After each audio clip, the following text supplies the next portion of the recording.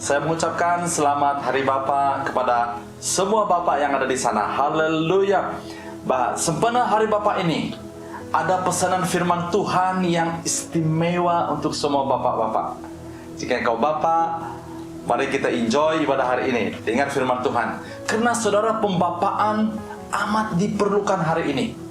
Pemelibatan Bapak dalam hidup seorang anak dan bahkan dalam keluarga itu sangat penting. Nah, kita lihat pesanan ini terdapat di dalam 1 Yohanes 2 ayat yang ke-12, 14. Ia menceritakan tentang satu puisi ataupun yang dikatakan sebagai surat untuk Bapa. Haleluya, saudara. Nah, di dalam tulisan puisi ini terdapat juga pesanan-pesanan yang penting untuk generasi muda hari ini. Jadi, hari ini saudara, message ini bukan hanya untuk bapak-bapak, tetapi untuk generasi muda hari ini. Haleluya. Pada beberapa hari yang lalu dalam minggu ini, kami parents, ibu bapak di dalam kelas anak kami tingkatan 3, anak kami Emmanuel, sangat terkejut karena kami mendapat berita bahwa salah satu anak daripada parents ini hilang, saudara. Dan boleh lihat ini. Dan saya secara pribadi kenal anak ini, saya pernah telepon, dia pernah datang ke rumah.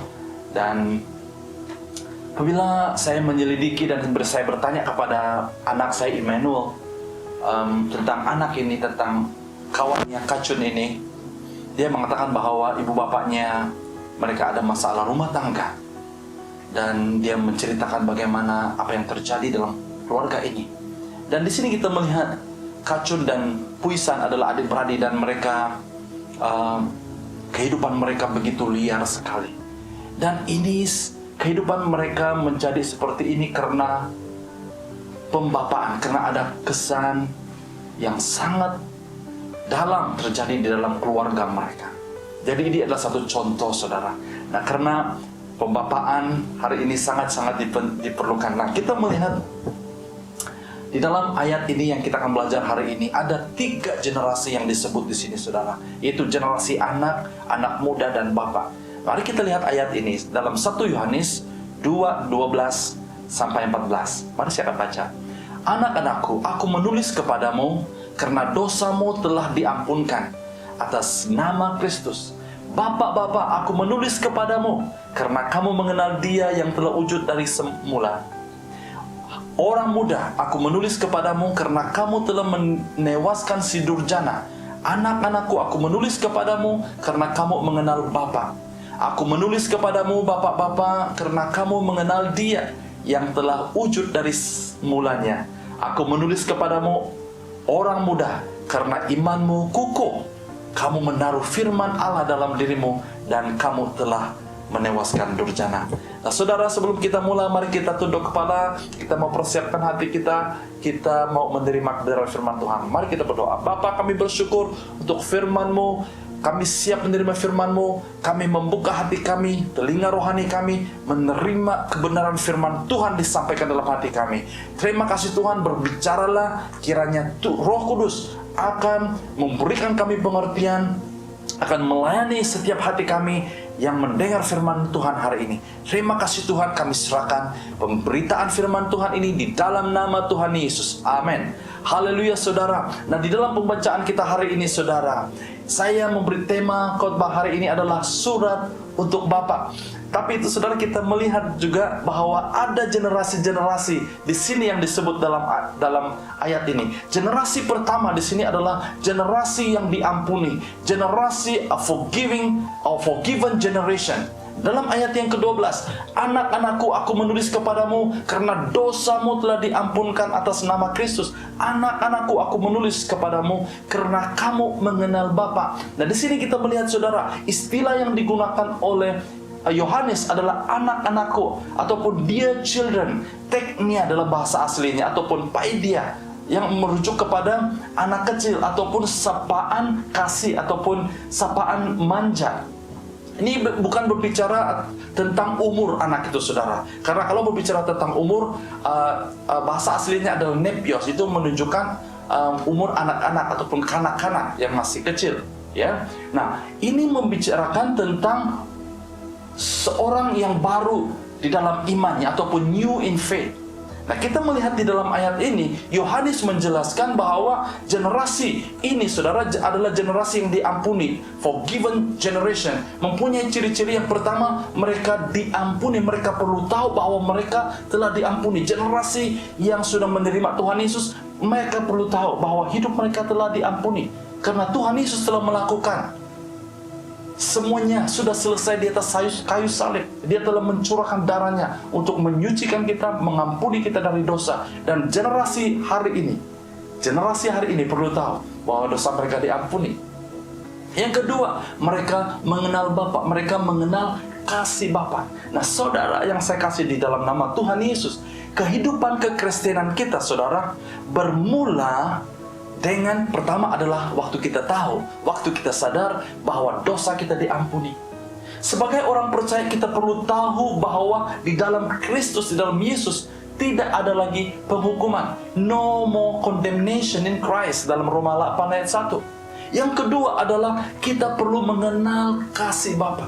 Seorang anak, saudara, perlu mengenal kasih Bapa. Dia perlu mengalaminya dalam kehidupannya. Haleluya, saudara. Nah, kehidupan kekristenan seperti yang saya katakan tadi, bermula sejak kita tahu bahwa dosa kita telah diampuni. Saudara, saya ingin menceritakan sedikit tentang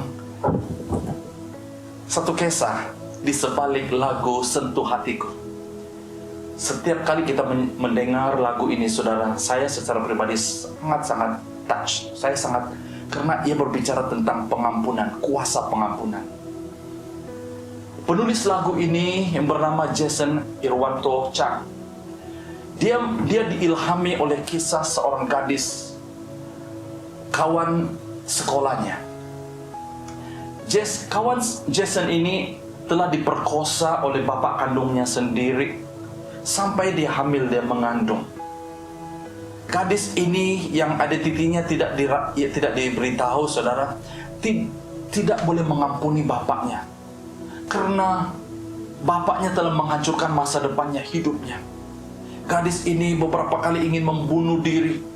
Apa yang sangat menyedihkan bahwa peristiwa ini telah menyebabkan gadis ini menjadi gila, tidak waras. Sehingga setiap hari dia harus diikat di rantai. Bahkan beberapa tahun, belasan tahun dia dikurung dan dirantai, saudara. Nah, sebagai kawan baiknya, Jason melawat dia dan mendoakan dia dan sesekali menulis lirik lagu. Pada masa pun berlalu, saudara, Jason pun berpindah ke kota yang lain, tempat yang lain, dan dia mulai sibuk dengan urusannya sendiri. Tiba-tiba suatu hari Jason sangat terkejut menerima panggilan telepon daripada kawannya ini. Karena dia telah berpikir bahwa kawannya sudah gila dan mungkin tidak boleh lagi menelepon dia. Untuk pendekkan cerita, kawannya ini, gadis ini, mulai menceritakan bagaimana dia dipulihkan daripada keadaannya. Dia menceritakan bahwa suatu hari rantai yang membelenggunya bertahun-tahun itu tiba-tiba terputus. Karena pada masa itu dia ingin dan bertekad ingin membunuh bapaknya karena rasa benci dan marah. Tapi ketika dia bangun, dia melihat Tuhan Yesus dengan jubah putih muncul di depannya. Dan dia mendengar Yesus berkata, "Maafkan bapakmu." Gadis itu dengan berkata, "Tidak, bagaimana mungkin saya boleh memaafkan bapak saya?" Dia menangis sambil memukul dirinya, dia berteriak. Akhirnya dia merasakan Yesus memeluknya dan berkata, "Aku mengasihimu." Akhirnya, saudara, anak perempuan ini membuat keputusan untuk memaafkan dan mengampuni bapaknya. Maka terjadi satu rekonsiliasi, perdamaian terjadi dalam keluarga ini. Haleluya, saudara. Tidak lama kemudian, bapak pada anak perempuan ini meninggal dunia karena stroke. Apa yang luar biasa dalam cerita ini, saudara? Karena kasih Tuhan dapat menyentuh hati kita. Kebencian diganti dengan luapan kasih Tuhan, sehingga anak perempuan ini dapat mengampuni, bahkan menceritakan kisah ini kepada kawannya Jason. Maka dengan itu saudara, kita akan mendengar hari ini, kita akan mendengar lagu ini, dan saya mau kita menghayati setiap lirik lagu ini, dan saya harap dia akan speak to us today. Let's hear.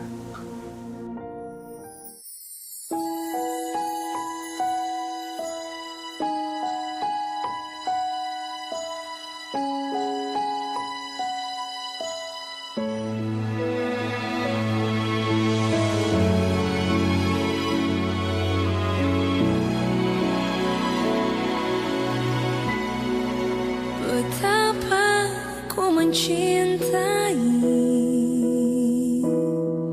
segala yang telah terjadi. Tak pernah sendiri jalani hidup ini, selalu menyertai. Betapa ku menyadari di dalam hidupku ini, Kau selalu memberi rancangan terbaik oleh karena kasih. Bapa, sentuh hatiku, ubah hidupku menjadi yang baru, bagai emas yang murni. Kau membentuk bejana hatiku. Bapa, ajarku mengerti sebuah kasih yang selalu memberi, bagai air mengalir yang tiada pernah berhenti.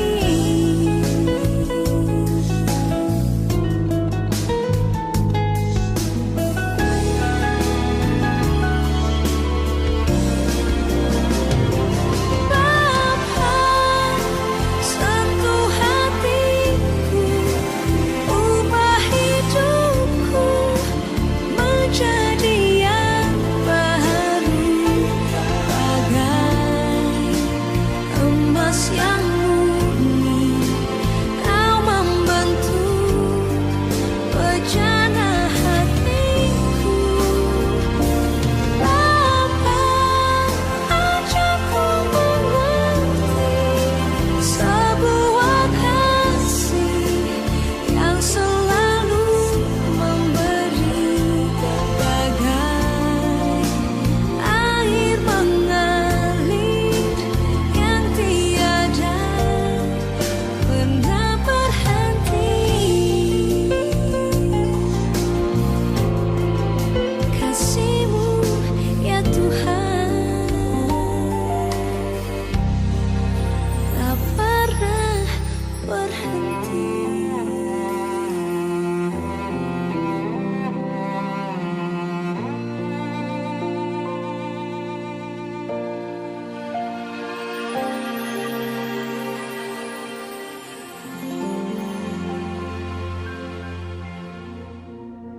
Haleluya saudara. Nah, generasi yang kedua yang disebut di dalam ayat ini, di dalam ayat 14b berkata, Aku menulis kepadamu orang muda karena imanmu kukuh. Kamu menaruh firman Allah dalam dirimu dan kamu telah menewaskan si durjana. Nah, istilah yang digunakan di sini untuk merujuk kepada anak muda adalah nianiskos. Nianiskos adalah seperti young man, ya, anak muda, ya. Dan ini juga menjelaskan kepada kita tentang keadaan seseorang yang memiliki iman yang masih muda, masih baru. Nah, di sini di dalam ayat ini menjelaskan kepada kita ciri-ciri generasi pemenang adalah memiliki iman yang kokoh, ya, memiliki iman yang kokoh dan mereka menewaskan si durjana. generasi pemenang ini ataupun overcoming generation ini, saudara, adalah sangat penting, saudara. Nah, bagaimana generasi pemenang ini dapat mengalahkan si durjana?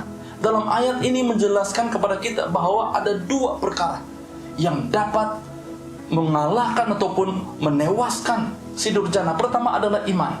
Iman kita kepada Tuhan Yesus. Ya, hanya dengan iman saja kita boleh menewaskan si durjana, saudara. Haleluya. Yang kedua adalah firman Allah. Firman Allah itu berkuasa, saudara. Kita harus memiliki firman Tuhan. Kita harus membaca firman Tuhan. Kita harus menyelidiki firman Tuhan. Kita harus mendengar firman Tuhan. Firman Tuhan, iman timbul daripada pendengaran akan firman Tuhan. Maka kalau ada firman, maka ada iman. Kalau ada iman, maka ada firman. Dan maka generasi ini yang dikatakan overcoming generation adalah generasi yang memiliki iman, generasi yang memiliki firman Tuhan. Haleluya. Nah, di dalam Efesus 6 ayat yang ke-16 sampai ayat yang ke-17 berkata, yang paling utama memakai perisai iman untuk memadamkan segala anak panah si durjana, dan ketopong keselamatan serta pedang roh, yaitu firman Allah. Saudara, dengar baik-baik, generasi hari ini, anak-anak muda hari ini, dengan hikmatmu, dengan educationmu, dengan kepandaianmu sendiri, engkau tidak boleh mengalahkan si durjana. Dengar baik-baik, hanya dengan firman Tuhan, hanya dengan iman, yaitu yang dikatakan perisai iman, kita dapat memadamkan segala anak panah si durjana. Hanya dengan firman Tuhan kita dapat mengalahkan, menghancurkan si durjana dalam kehidupan kita. Haleluya, saudara. Iblis memiliki dua senjata untuk menghancurkan hidup anak muda hari ini. Dengar baik-baik. Yang pertama adalah iblis adalah accuser. Di dalam Wahyu 12:10 mengatakan bahwa dia adalah accuser. Dia yang suka mendakwa kita, dia suka menuduh kita. Ya, sebagai orang percaya, sebagai generasi pemenang, sebagai orang yang sudah mengenal Tuhan Yesus, kita tahu bahwa suatu waktu kita semua berdosa dan kehilangan kemuliaan Tuhan. Tapi Tuhan Yesus telah mengampuni kita. Tuhan Yesus telah menyelamatkan kita. Maka kita perlu tahu bahwa posisi kita di dalam Tuhan. Jadi iblis ini datang, dia menuduh, dia mendakwa kita. Ya, bahkan dia menggunakan perbuatan-perbuatan kita, dosa-dosa lampau kita, dosa-dosa lalu kita, dan untuk menuduh kita. Bahkan dia suka membuat kita merasa bersalah. Dia suka menuduh kita, dia suka membuat kita merasa tertolak, dia suka membuat kita aib, dia suka membuat kita di dalam ketakutan. Dia menuduh kita, saudara. Nah, dengar baik-baik. Jika engkau selalu mendengar tuduhan-tuduhan daripada iblis yang mengatakan engkau kurang baik, engkau kurang cantik, engkau kurang handsome, engkau kurang sempurna, saudara, hati-hati, itu adalah tuduhan daripada iblis. Karena kita yang di dalam Tuhan Yesus, kita adalah anak-anak Tuhan yang disempurnakan oleh darah Tuhan Yesus. Haleluya. Yang kedua, senjata iblis yang kedua adalah godaan, temptation. Dalam Yohanes 8 ayat yang ke-44 berkata bahwa iblis adalah pendusta dan bapa segala dusta. Segala sesuatu yang keluar daripada iblis itu adalah dusta, saudara. Iblis berdusta dengan cara menggoda kita. Dia menipu kita, dia manipulasi, bahkan dia suka menggantikan kebenaran dengan kebohongan. Dia hanya menggantikan, dia menukar fakta itu sedikit saja, saudara. Ya. Nah, iblis menggoda kita di dalam 3 ta. Yang saya katakan 3 ta, yaitu harta, takhta, dan wanita. Money, sex, and power. Dia selalu menggoda anak muda generasi hari ini.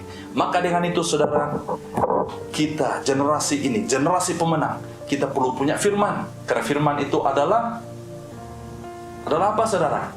Adalah kuasa kita untuk menghancurkan pekerjaan roh jahat, menghancurkan segala godaan dan tuduhan. Apa yang kedua? Kita perlukan iman. Kita perlukan iman untuk menghancurkan segala godaan dan tuduhan-tuduhan daripada iblis. Iman kita kepada Tuhan Yesus. Ya, haleluya, saudara. Generasi pemenang perlu tahu bahwa kita sudah diampuni. Generasi pemenang perlu tahu bahwa kita lebih daripada pemenang. Haleluya. Nah, generasi yang terakhir yang disebut di dalam surat dalam 1 Yohanes 2:12-14 ini adalah generasi yang mengenal Allah, the knowing God generation. Dan saya akan lebih fokus kepada generasi ini, saudara. Sebenarnya hari Bapa, jika engkau bapak-bapak, dengar baik-baik, karena firman Tuhan ini untuk kita semua. Haleluya. Dalam ayat yang ke-13, Bapak-bapak, aku menulis kepadamu karena kamu mengenal Dia yang telah wujud dari mulanya. Haleluya. Nah, istilah yang digunakan di sini mengenal, gnosko. Gnosko bermaksud to know. Ini digunakan sebanyak 33 kali dalam 1 Yohanes ini, saudara. Nah, arti gnosko ataupun mengenal adalah mengetahui dengan pasti, memperhatikan, menyadari ataupun menggauli. Ini berbicara tentang satu hubungan keintiman yang seperti hubungan di antara suami dan istri yang begitu dekat sekali. Nah, generasi yang mengenal Allah ini, saudara, ada generasi yang memiliki dewasa iman, ya, yang mature in faith. Kenapa mereka dikatakan dewasa dalam iman? Karena mereka mengenal Allah. Saudara dan saudari, khususnya bapak-bapak yang saya kasih dalam nama Tuhan Yesus, dua perkara yang setan paling takut. Pertama, apabila kita mengenal siapa Tuhan kita. Yang kedua, apabila kita mengenal posisi kita, mengenal diri kita, identiti kita di dalam Tuhan Yesus. Apabila kita ada dua-dua ini, saudara, mengenal Tuhan dan mengenal posisi kita, identiti kita, iblis takut, saudara, dengan kita. Haleluya. Nah, mengenal Allah yang benar itu sangat penting, saudara. Yaitu mengenal Allah yang sudah wujud dari permulaannya, dari mulanya. Ya, dalam Yohanes 1 ayat 1 berkata, pada permulaannya sudah wujud firman, dan firman itu bersama dengan Allah, dan Allah itu, dan firman itu adalah Allah. Perlu kita mengenal Allah yang benar. Nah, saudara dan saudari, mengenal Kristus dianggap yang terunggul ataupun yang teragung, saudara. Karena inilah yang perlu kita cari dalam kehidupan kita. Apatah lagi kita sebagai Bapa. Dan ini dicatat di dalam Filipi 3 ayat yang ke-8 dan ayat yang ke-10. Mari kita lihat ayat ini, saudara. Bahkan segala perkara kukira rugi berbanding keagungan mengenal Kristus Yesus Tuhanku. Oleh sebab dialah aku telah kerugian segalanya yang kukira sampah sarap belaka, supaya aku mendapat keuntungan, yaitu Kristus. Aku hendak mengenalnya dan kuasa kebangkitannya, dan turut merasai penderitanya, serta menjadi seperti Dia dalam kematiannya. Haleluya, saudara. The greatest call to all fathers is to know Jesus and to know Him well. Mengenal Kristus dan mengenalnya lebih dekat adalah panggilan terbesar bagi semua Bapa. Haleluya, saudara. Ada 4 keistimewaan. Kalau kita sudah mengenal Allah, saudara, ada 4 keistimewaan yang dicatat di dalam 2 Petrus 1 ayat yang kedua dan yang ketiga. 4 keistimewaan ini, saudara. Dalam ayat ini berkata, semoga kamu dilimpahi berkat dan damai sejahtera daripada Allah, karena kamu mengenal Allah dan Tuhan Yesus.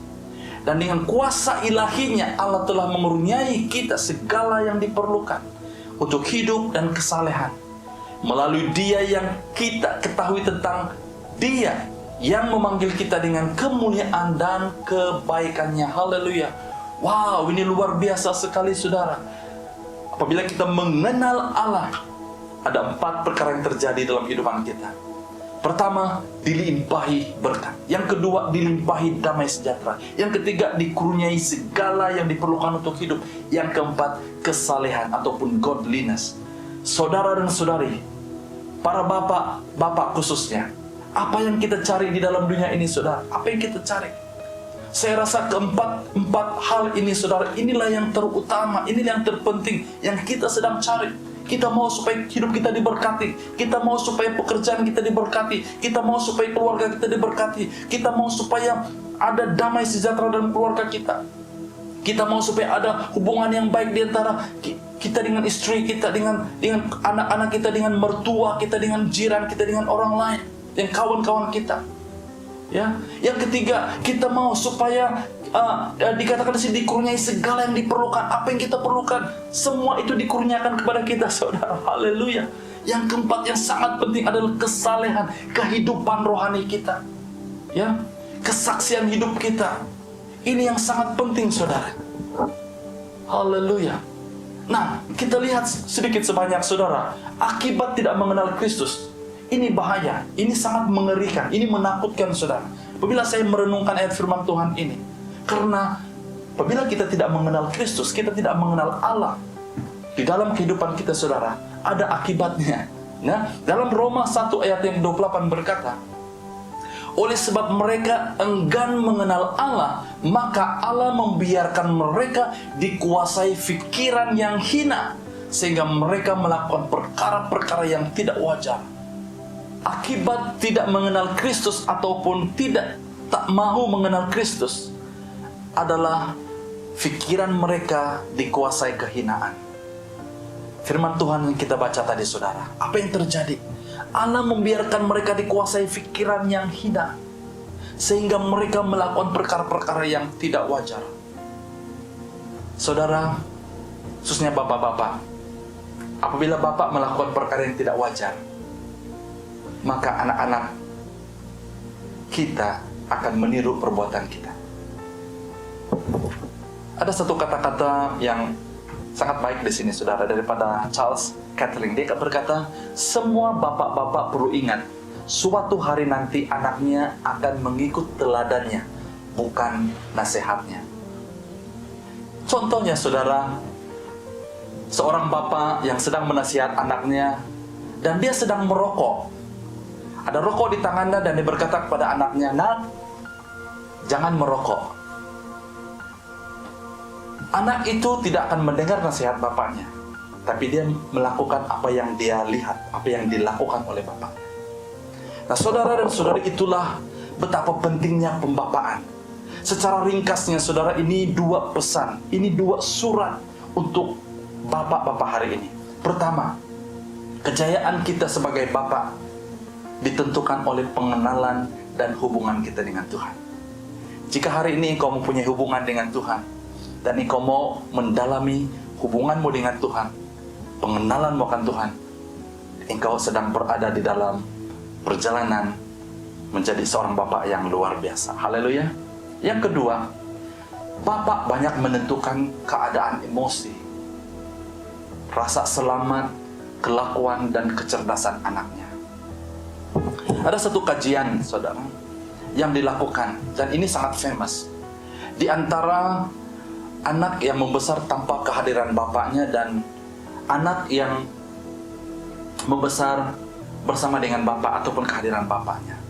Yang pertama adalah anak yang membesar tanpa kehadiran bapaknya ataupun fatherless. 70% anak ini terlibat dalam jenayah juvenile. 2 kali ganda daripada anak ini berhenti dari sekolah. Anak perempuan 2-3 kali meningkat kes mengandung di kalangan anak-anak yang daripada tanpa kehadiran bapak. Anak lelaki pula peningkatan pengangguran dan peningkatan jenayah. Jika dibanding dengan kesan kepada anak yang membesar bersama dengan bapak, dengan kehadiran bapak ataupun fatherfulness, anak-anak ini membesar dengan percaya diri. Mereka punya image diri yang lebih baik.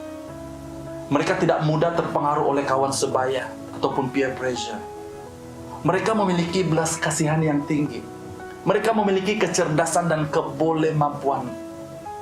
Nah, saudara, di sini sudah cukup jelas mengatakan bahwa kehadiran Bapak, ya, kehidupan Bapak itu, contoh teladan daripada seorang Bapak itu sangat penting. Maka hari ini, saudara, saya membuat kesimpulan bahwa seorang Bapak yang mengenal Kristus akan dapat memperkenalkan Kristus kepada anak-anaknya dan generasi seterusnya. Sebaliknya pula, seorang bapak yang tidak mengenal Yesus, tidak mengenal Kristus, tidak mengenal Allah, tidak akan dapat memperkenalkan Yesus kepada anaknya. Kepada bapak-bapak yang ada di sana, tanggung jawab utama kita bukanlah mencari uang, memberi makan kepada anak kita, itu adalah tanggung jawab penting, tapi tanggung jawab utama kita adalah memperkenalkan Yesus kepada anak kita sendiri. Pertanyaan saya hari ini, bagaimanakah kita memperkenalkan Yesus kepada anak kita kalau kita sendiri belum mengenal Yesus secara pribadi? Mungkin engkau mengenal Yesus secara teori, itu tidak cukup, saudara. Kita belum mengenal Yesus lebih dalam hidup kita. Soalan ini saya ajukan kepada Anda untuk jawab. Saudara, sebelum anak-anak kita diperkenalkan kepada dunia, sebelum anak kita diperkenalkan kepada komputer, dunia internet, handphone, gadget, game-game dan sebagainya, saudara, kita terlebih dahulu perlu memperkenalkan Yesus kepada mereka. Walaupun mereka membesar dan mereka harus berhadapan dengan godaan dan cobaan dalam hidup mereka, setelah mereka sudah diperkenalkan kepada Yesus, saudara, setelah mereka memiliki iman, mereka memiliki firman, walaupun suatu hari nanti mereka akan jatuh, mereka akan digoda, tapi saudara, mereka akan bangkit kembali. Mereka tahu bangkit kembali karena ada kuasa firman di dalam hidup mereka. Saya ingin mengakhiri kongsian firman Tuhan hari ini dengan satu cerita tentang who killed the rhinos, ataupun siapa membunuh badak sumbu. Di Afrika, di National Park ataupun di zoo negara, mereka mendapati sekumpulan badak sumbu satu persatu mati. Dan mereka begitu risau karena badak ini populasinya semakin berkurangan, semakin pupus. Dan mereka mau tahu siapa pembunuh badak ini. Dan mereka memasang CCTV, memasang kamera. Dan mereka sangat terkejut apabila mereka melihat bahwa pembunuhnya bukanlah pemburu ataupun orang lain, manusia. Mereka begitu terkejut melihat bahwa pembunuhnya adalah young bull elephant ataupun gajah muda. Setelah mereka mendapati bahwa pembunuhnya adalah anak gajah muda ini, mereka mengambil sampel darahnya dan mereka buat kajian. Dan mereka mendapati bahwa gajah muda ini menjadi ganas karena mereka dipisahkan daripada ibu bapaknya. Dan memang anak-anak gajah ini, yang muda ini, dipisahkan daripada ibu bapaknya dari national park yang lain karena national park itu overcrowded, sudah banyak dan mereka dipisahkan. Dan anak-anak gajah ini apabila mereka dipisahkan, mereka menjadi ganas, mereka menjadi agresif.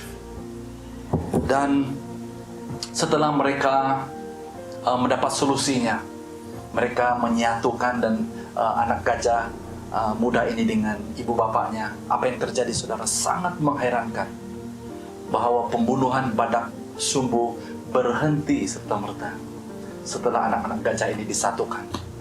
Dan ini mengajarkan kita, saudara, sehingga mereka membuat satu kesimpulan bahwa ini adalah tentang pembapaan, ini adalah tentang parenting. Ya, kita tidak boleh dipisahkan daripada ibu bapa. Saudara dan saudari yang saya kasih dalam nama Tuhan Yesus Kristus, when daddy is home, kids behave well. Dan ini membawa saya kepada ayat di dalam Maleakhi 4 ayat yang ke-5 sampai 6. Dan saya akan akhiri dengan ayat ini. Sesungguhnya aku akan mengutus kepadamu Nabi Ilya sebelum tiba hari Tuhan yang besar dan dahsyat itu.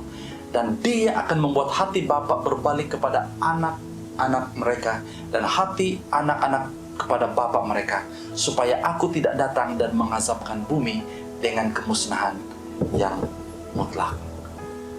Dengan itu, saudara, biarlah firman Tuhan hari ini mengingatkan kita, khususnya kepada bapak-bapak, bahwa kehadiran kita sangat diperlukan oleh anak-anak kita.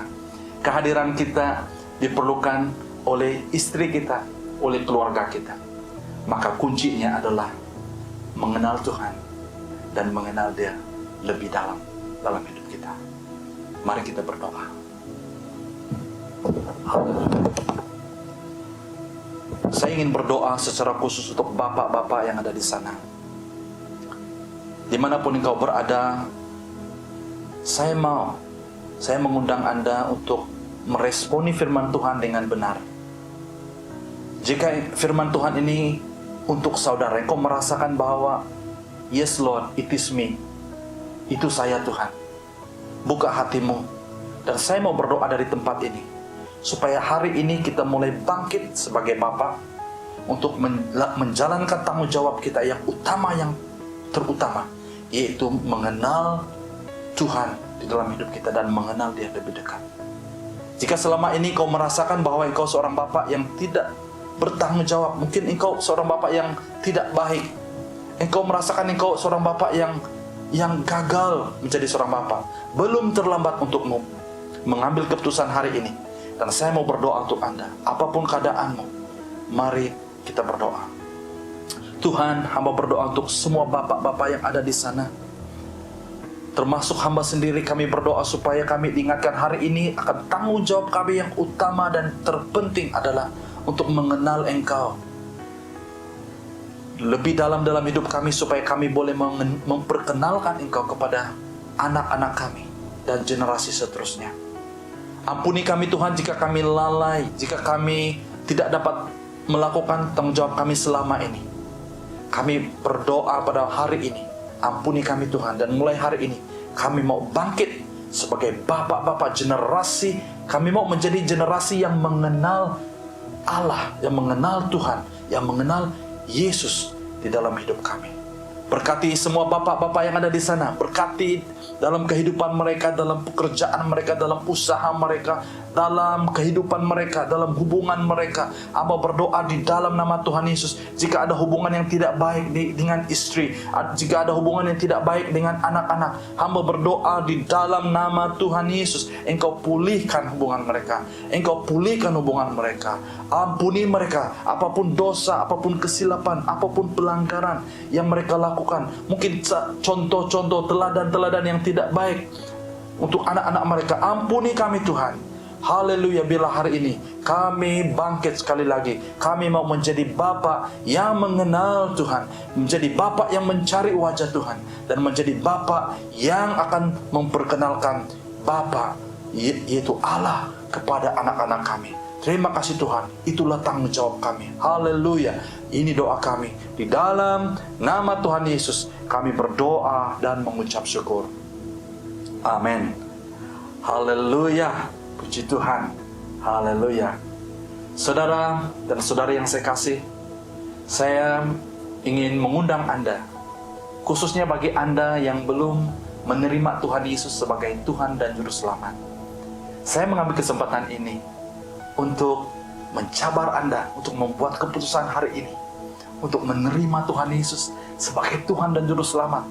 Karena menerima Tuhan Yesus sebagai Tuhan dan Juru Selamat adalah keputusan yang terbaik yang pernah engkau lakukan.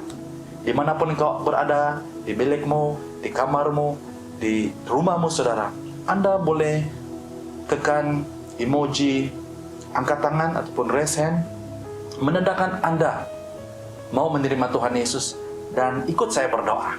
Ikut saya berdoa. Haleluya.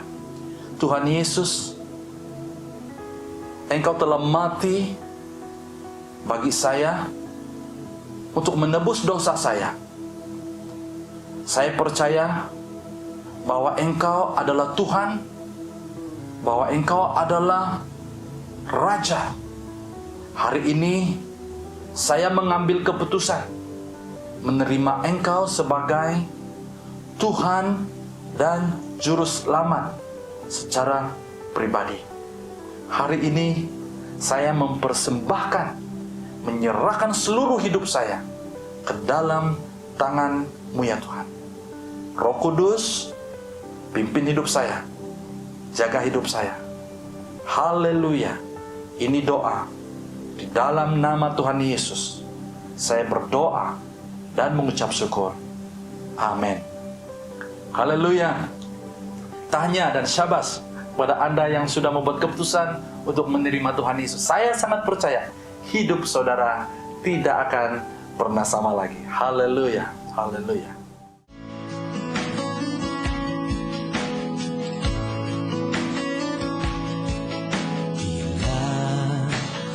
buka mataku dan lihat wajahmu. Ku terkagum bila lihat hidupku dan karya tanganmu. Ku tersanjung karena semua yang baik dalam hidupku, itulah karyamu. Kau beri kesempatan yang baru, dan ku ingin mengenalmu Tuhan lebih dalam dari semua yang ku kenal. Tiada kasih yang melebihimu, ku ada untuk menjadi penyembahmu. Bila ku buka mataku, lihat wajahmu, aku terkagum bila lihat hidupku, karya tanganmu. Ku tersanjung karena semua yang baik dalam hidupku, itulah karyamu. Kau beri kesempatan yang baru, dan ku ingin mengenalmu Tuhan lebih dalam dari semua yang ku kenal. Tiada kasih yang melebihimu, ku ada untuk menjadi penyembahmu.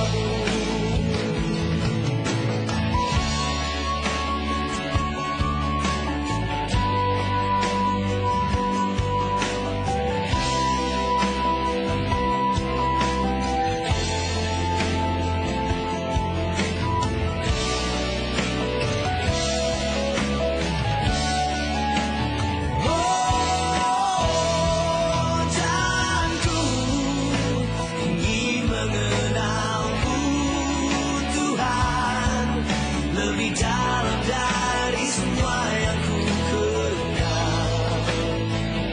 Tiada kasih yang melebihimu, ku ada untuk menjadi, aku ada untuk menjadi, ku ada untuk menjadi penyembahmu.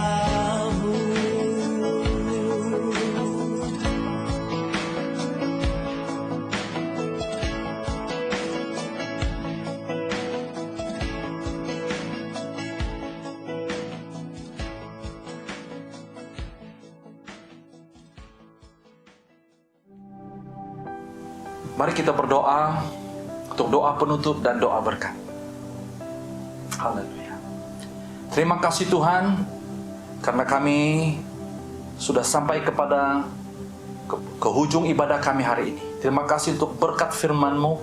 Terima kasih untuk berkat-berkat rohani yang kami terima hari ini melalui penyembahan kami, persekutuan kami melalui platform online ini. Kami bersyukur karena kami dapat mendengar firman-Mu, ditegur, didorong oleh firman Tuhan. Terima kasih Tuhan. Angkat tanganmu dan terimalah doa berkat. Tuhan Yesus memberkati engkau dan melindungi engkau. Tuhan menyinari engkau dengan wajahnya dan memberikan engkau kasih kurnia. Tuhan menghadapkan wajahnya kepadamu dan memberikan engkau damai sejahtera. Di dalam dan di atas nama Tuhan Yesus Kristus, kami berdoa dan mengucap syukur. Amin. Amin, amin. Haleluya. Ibadah kita sampai di sini. Tuhan Yesus memberkati. Selamat Hari Bapa.